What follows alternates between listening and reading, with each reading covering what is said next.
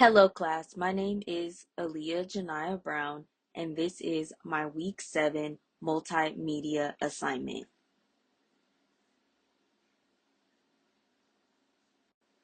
Pictured here, I have our California Senator, Alex Padilla, and he was first elected to a full term in 2022 after completing Harris's term. He served on several committees, including those that were focused on the judiciary, homeland security, and environmental policy. He also advocates for voting rights, immigration reform, climate action, as well as infrastructure improvements. Padilla is California's first Latino U.S. Senator. His parents were Mexican immigrants, and he has often emphasized his background in shaping his policies, particularly regarding immigration as well as education. Pictured here, we have our member of Congress, which would be Pete Aguilar, and he represents the 33rd Congressional District, formerly known as the 31st District, and his key policies prioritize voting rights, infrastructure, healthcare, and as well as immigration reform, similar to Padilla. As the highest ranking Latino in Congress, he also advocates for the Latino communities and supports each pathway to citizenship for undocumented immigrants and as well as resources that they can utilize towards their healthcare and education. Pictured here, I have our congressional district map, and we are the 40th district, which includes counties like San Bernardino, encompassing Orange, and most Riverside counties, which also include Yorba Linda, Anaheim Hills, Orange, Chino Hills, Tustin, Rancho Santa Margarita, Laguna Hills, Laguna Woods, Villa Park, Lake Forest, and also the unincorporated communities of North Tustin and Coto de Caza, and parts of Brea and Corona, and many more.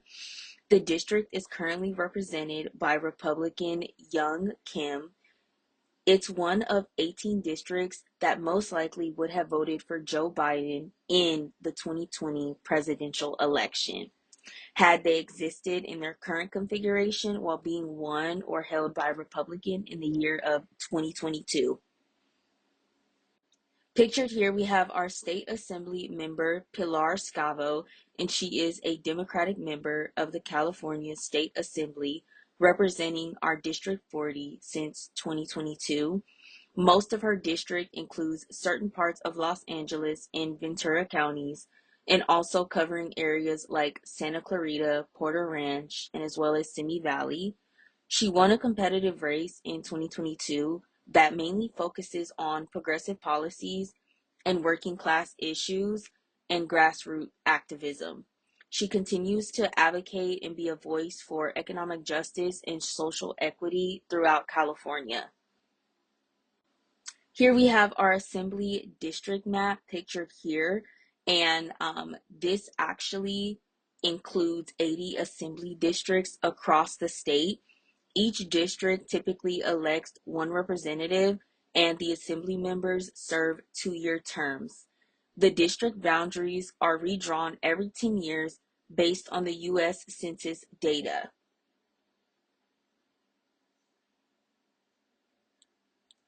So typically, Orange County and Inland Empire have historically Republican electees, but are currently shifting towards the Democratic control throughout the recent elections.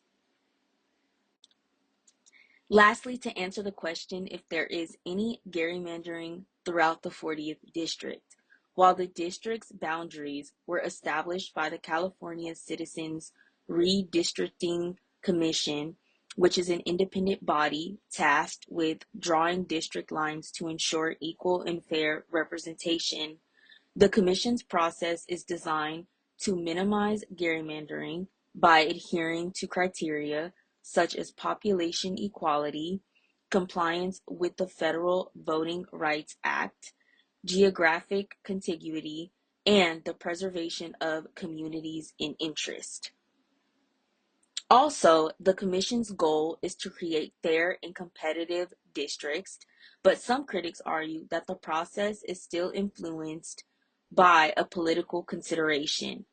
For example, a 2011 ProPublica investigation has suggested that Democratic leaders may have coordinated with community groups in order to influence the commissioner's decisions. However, the commission defended its process, stating that it was not unduly influenced by any group or any person. To summarize, the 40th District's boundaries were drawn by an independent commission with the intent to minimize gerrymandering and any issues that follow. While this process does aim for fairness, debates about this effectiveness and potential biases do continue on even in today's time. And that is the end of my presentation. Thank you for watching.